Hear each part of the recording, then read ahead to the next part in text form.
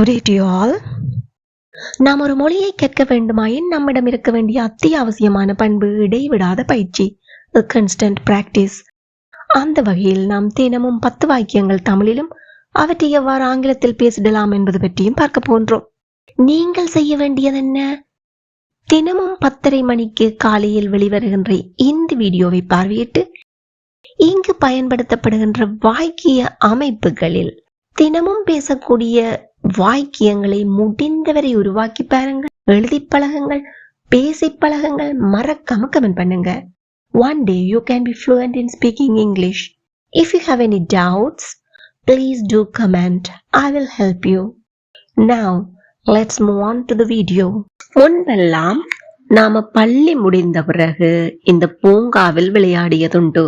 இவ்வாறாக முன்பெல்லாம் என்றவாறு நாம் நம்முடைய பாஸ்ட் ஹேபிட்ஸ், அதாவது கடந்த கால பழக்க வழக்கங்கள் பற்றி தெரிவிப்போம். இதனுடைய அர்த்தம் என்ன? No longer happen. கடந்த காலத்துல அது எங்களோட பழக்க வழக்கமா இருந்துச்சு, ஆனா அதுக்கு பிறகு அது தொடரல. இவ்வாறு முன்பெல்லாம் என்பதை குறிப்பிடுவதற்கு ஆங்கிலத்தில் நாம் யூஸ்ட் டு எனும் வடிவத்தை பயன்படுத்துவோம். இதனுடைய வாக்கிய அமைப்பாக subject plus used to plus base form of verb அல்லது V1 ஃபார்ம் அல்லது பிரசன்ட் ஃபார்ம் என குறிப்பிடப்படுகின்ற வினைச்சொல்லை பயன்படுத்த முடியும். அதன் பிற்பாடு ரெஸ்ட் ஆஃப் த சென்டென்ஸ், வாக்கியத்தின் மிகுதி பகுதி வரும். உதாரண வாக்கியங்களை பார்க்கும் போது உங்களுக்கு மேலதிக விளக்கம் தெளிவாக கிடைத்துவிடும். முன்பெல்லாம் நாம பள்ளி முடிந்த பிறகு இந்த பூங்காவில் விளையாடியது உண்டு. இங்கு சப்ஜெக்ட் பிளஸ் யூஸ்டு டு என்று வந்தபடியால எங்களுக்கு சப்ஜெக்ட் சிங்குலர் புளூரல் என்ற வேறுபாடு இல்லை என்பது அர்த்தம். ஆகவே நாம we used to என்ன செயலை செய்ததுண்டு? பிளே, விளையாடியதுண்டு. எங்கே? பூங்காவில். இந்த பார்க் எப்போது? பள்ளி முடிந்த பிறகு, after school. We used to play in the park after school. We used to play in the park after school. அவர்கள் இங்கு வருவதற்கு முன்பெல்லாம் ஒரு சிறிய வீட்டில் வாழ்ந்திருக்கிறார்கள். அப்போ இது என்னது? அவங்களுடைய பாஸ்ட் ஹேபிட். அந்த வீட்டுல வாழ்ந்ததுதான் அவங்களோட பாஸ்ட். இதுக்கு மேல அது இருக்க போற இல்லையே, இப்ப இடம் மாறி வந்துட்டாங்க. They used to live in a small house. They used to live in a small house. எப்போது? Before moving here. They used to live in a small house before moving here. எல்லாரும் பாய் விட்டு இருக்க சத்தமா சொல்லி பாருங்க.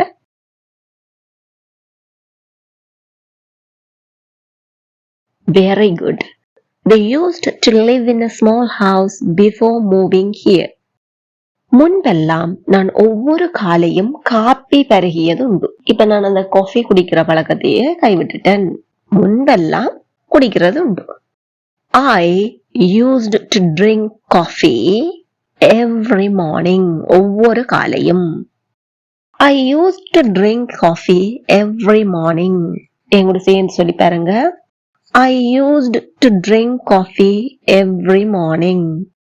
முன்பெல்லாம் நாம விடுமுறையை கடற்கரையில் செலவழிப்பது உண்டு.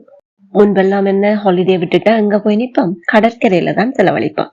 இப்ப எங்களால செய்யறதுக்கு நேரம் இல்ல, தொடர இல்ல, ஏதோ something. We used to spend holidays எங்கே? At the beach. We used to spend holidays at the beach. Again, we used to spend holidays at the beach. முன்பெல்லாம் அவன் பள்ளியில் மிகவும் கூச்சமுள்ளவனாக இருந்தான். அவன் பாஸ்ட் ஹேபிட் அப்படி, ஸ்கூல்ல வந்தா எப்பயுமே கூச்ச சுபாவம், கூச்சமுள்ளவனாக இருந்தான், மிகவும் கூச்சமுள்ளவனாக. Please comment your answer.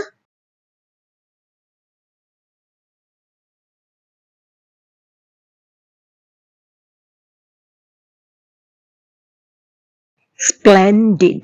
You got it. முன்பெல்லாம் அவள் ஒவ்வொரு கோடை காலத்திலும் தாத்தா பாட்டியை சென்று பார்ப்பதுண்டு. தாத்தா பாட்டி என்ன செய்வா? போய் விசிட் பண்ணிட்டு வருவா. இப்ப ஒவ்வொரு கோடை காலத்திலும். Comment it now.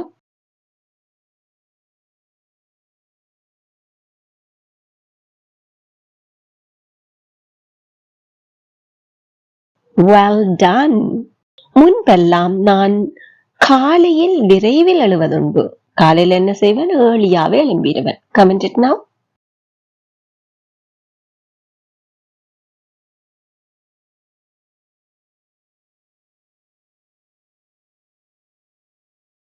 Splendid. You got it. நான் உன்னாலதான் அல்லது உன் காரணமாகத்தான் விருந்துக்கு போகல. நான் என்ன விருந்துக்கு போகாம விட்டுட்டேன்? அதை இந்த பழிய தூக்கி யார்ல போடுறேன்? எனக்கு முன்னால நிக்கிறவர்கிட்ட. உன்னாலதான் உன் காரணமாகத்தான் இவ்வாறாக மற்றையவரை குறை சொல்வதற்கு because of plus object pronoun என்னும் வடிவத்தை பயன்படுத்துவோம். இது குறை சொல்வதற்கு மாத்திரமா பயன்படும் என்று சொன்னால் இல்லை, பாராட்டவும் பயன்படுத்தலாம். பட் வெரி லெஸ், ரொம்பவே அரிதாத்தான் இருக்கும்.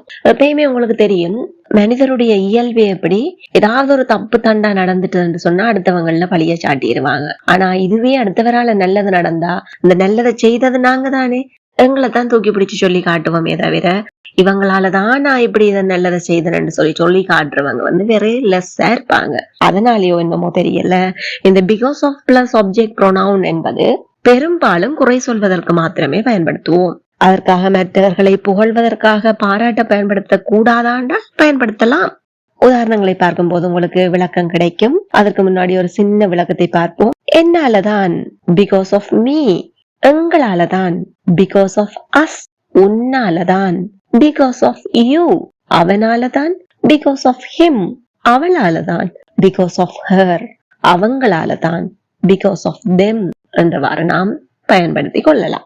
அப்போ நான் உன்னாலதான் விருந்துக்கு போகல. நான் விருந்துக்கு போகல. I didn't go to the party. யாரால? உன்னால. Because of you. I didn't go to the party because of you. எல்லாரும் வாய்விட்டு சத்தமா இருக்க சொல்லி பாருங்க. Amazing. I didn't go to the party because of you. நாம அவளாலதான் அமைதியா இருந்தா. அவ இருந்திருக்காட்டிக்கு அமைதியா இருந்திருக்க மாட்டோம், ஆர்ப்பாட்டம் பண்ணியிருப்போம். We stayed silent because of her. We stayed silent because of her. Again, we stayed silent because of her. அவள் உன்னாலதான் பதட்டமாக இருந்தாள். உன்னாலதான் எப்படி இருந்தா? பதட்டமா இருந்தா. She was nervous because of you. She was nervous because of you. Again, என் கூட சேர்ந்து சொல்லி பாருங்க. She was nervous because of you. அவள் என்னாலதான் விருந்தை தவிர்த்தாள். எல்லாட்டி விருந்துக்கு போயிருப்பா, என்னாலதான் போகாம விட்டுட்டா. Comment your answer.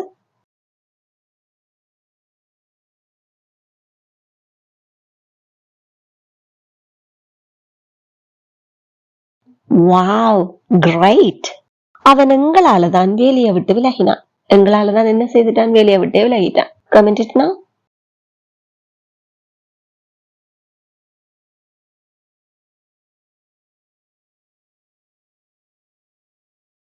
Very good. நாற்காலி தானாகவே விழுந்தது. நாற்காலி என்ன செய்துச்சு? தானாகவே விழுந்துச்சு. நாங்க யாருமே ஒன்றும் தொட்ட கூட இல்லை, அந்த பக்கத்தால கூட போகல. இவ்வாறு தானாகவே என்பதை நாம் by itself என்று குறிப்பிடலாம். உதாரணங்களை பார்ப்போம். நாற்காலி தானாகவே விழுந்தது. The chair fell. நாற்காலி விழுந்தது எப்படி? தானாகவே, by itself. The chair fell by itself. Again, the chair fell by itself. தண்ணீர் குழாய் தானாகவே திறந்தது. யாருமே திறக்கல. தண்ணீர் குழாய் என்ன செய்துச்சு? திடீரென்று தானாகவே திறந்திருக்கு. The water tap opened by itself. The water tap opened by itself. வாய்ட்டு சத்தமா சொல்லி பாருங்க. Very good. The water tap opened by itself. அந்த செடி காட்டில் தானாகவே வளர்கிறது. யாருமே அதை நாட்டுறது இல்ல, தானாவே வளருது. The plant grows. வழக்கமா நடைபெற செயல், அதனால simple present tense. The plant grows by itself. எங்கே? In the wild. The plant grows by itself in the wild. Again, the plant grows by itself in the wild. கணனி தானாகவே முடங்கிவிட்டது, அதாவது தானாக shut down பண்ணிட்டது. Comment your answer.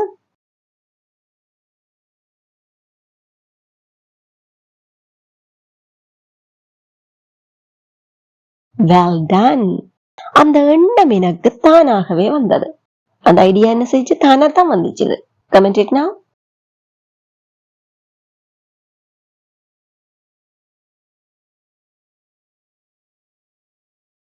Superb. அந்த robot தானாகவே வேலை செய்யும். Comment your answer.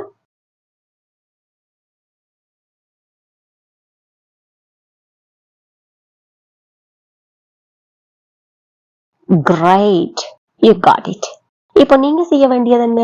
Subject plus used to plus be1 form என்பதையோ because of plus object pronoun என்பதையோ by itself என்பதையோ பயன்படுத்தி நடைமுறை வாழ்க்கையில் பேசக்கூடிய வாக்கியங்களை சிந்தித்து பாருங்கள்.